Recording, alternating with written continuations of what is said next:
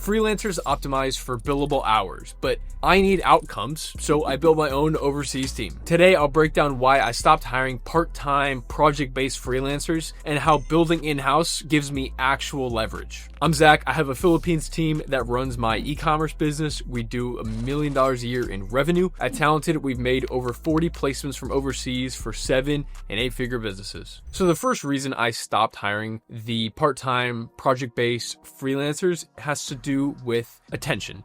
Because if I'm working with them on a part-time basis, that means in order to sustain, they have to have other clients, which means I become number 5 out of, say, 12 clients. It's like if you've ever gone on Upwork, it shows like the in progress jobs. You see all these other jobs they're doing too alongside of yours. It almost feels like you're being cheated on. But essentially what you're doing is renting their time, but you're not really getting their mental energy. It's like their attention is divided towards all these different clients that they have to focus on. And because of that, if one of their clients has an important deadline coming up and yours is not as important, that goes to the wayside. You become priority number 5. Along with that, they have to remember the things that you described every time they interact with you. It's like they're context switching from all these different clients. And so they got to remember what was it that he cared about? What was it that he was trying to do? And so their attention just gets divided. Along with that, their incentives are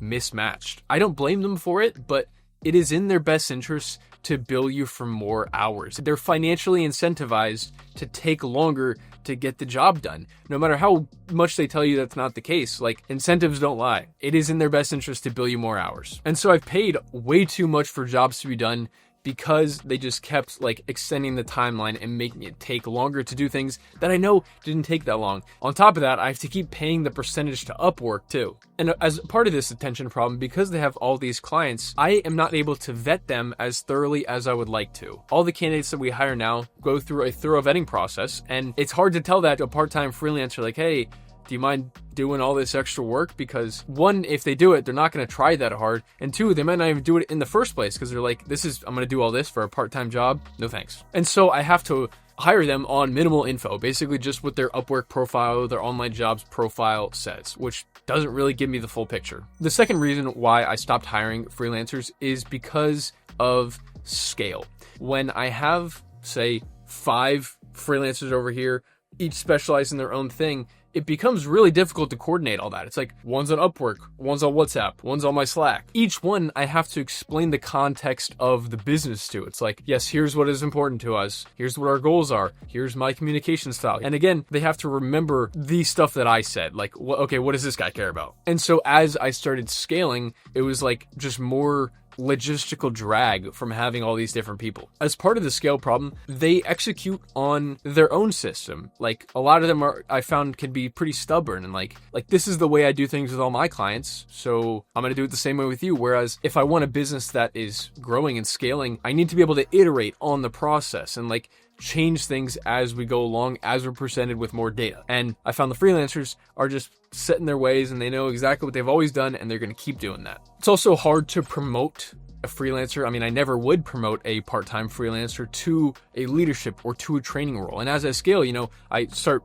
ascending people up and filling in those gaps. And I don't have someone to become that leader, to become that trainer of these new hires. And so as I scaled, I just found myself having to deal with all these problems with random freelancers. Whereas if I just had one person that I heavily invested in, they could handle all those things. And so when I built a team in-house, the compounding effects took over. I had 40 hours a week of their time devoted to the business, sure, but more importantly, I had their mental energy, their focus, their brain power. It's like I want a bunch of people that are constantly thinking about how we can achieve our mission, how we can get closer to our goals, not just worried about hitting a certain amount of hours for the week. And with the freelancers, they had to allocate the time towards their clients, and then people churn. So like having to allocate time towards finding new clients, doing outreach. But when someone's on my team, full-time, salaried, they don't have to worry about that. It's like they know exactly what to expect. And so they're able to devote their mental resources towards our biggest problems. When someone's on my team,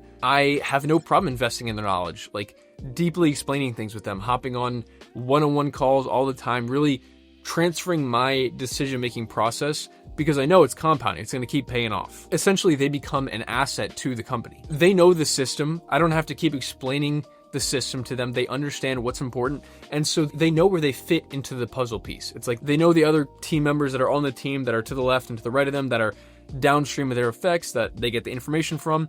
And so they know how they can best serve those people around them rather than just being randomly slotted in as a freelancer. With freelancers, I found myself outsourcing things that I didn't understand myself. And so there was like bookkeepers when I didn't know bookkeeping that I looked back later and I was like, oh, they did not know what they were doing. And so when I have someone in-house, essentially what I started doing now is learning this skill, getting pretty good at it, to the point where I can teach it to someone else, hiring someone in-house, training them how to do that thing in a way that I can oversee them and I know what good looks like. They can iterate on the process, and as we get presented with more data, get better and better at it, and then I can move on to the next thing and just keep repeating that over and over again. Now, because they're building up that context, I'm also able to build a team around them. So it's like now they can teach that skill to the next person. They can move up into a more senior role and they can lead that team just from the seed of me learning how to do it, rather than having to bring in random people that are supposed to know how to do things. When I build the team in-house, I want to invest in the culture. I'm not going to hop on one-on-ones with part-time project freelancers,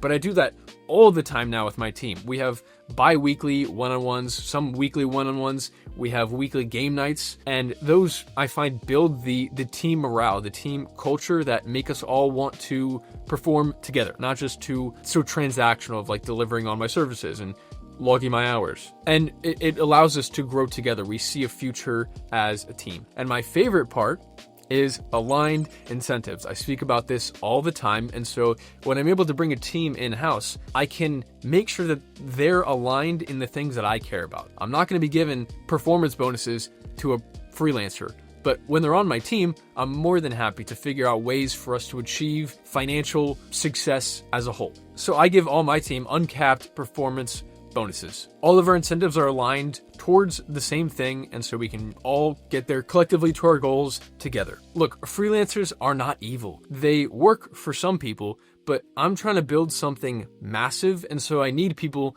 that are in it with me. And then the last part is how to actually bring that person in-house. I mean, that's probably what's on your mind right now. Zach, how do I find that great person to bring in-house? Because I'm so used to working with freelancers. That's exactly why I built our 4-level vetting protocol. Watch this next video where I break down exactly how we find the top 1% of candidates that actually want to grow with your business. It's the same system we use for all of our 7- and 8-figure clients. Watch it now while it's still fresh in your mind though. I'll see you over there.